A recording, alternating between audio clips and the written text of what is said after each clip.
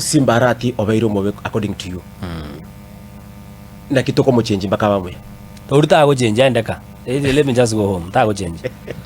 Asta inchirendete tara banda. Let me tell you. Yes. Arati will not change.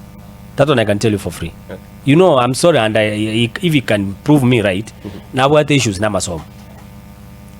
It was all over. You know, sometimes I'm walk over kukwana. If he thinks I'm lying, later let him take me to court. Okay. Imo giriri angolo kina kia korete degree.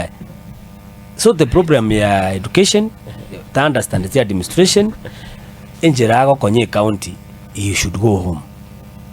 Amondo mongachiche, na inu mo feel by day you will feel. Tara ga ige monyo town is dirty man. Siweje kuminyoka igobo chawo kuminyoka town iboko iteka baka kwa ne embo zongo tata. Imagine even making it town. Do you know why? Because he doesn't come to the office. He has come to the office 5 times since he was elected.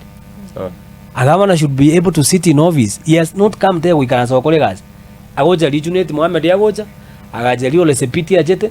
Agajali Matiangi Ajete. I can count you 5 times here at your office. So what I'm saying, the people of Kisii will have an opportunity to decide well Moba work at Chikora 2027. But for me, where I sit, Arati should not be given 1 minute in office in 2027.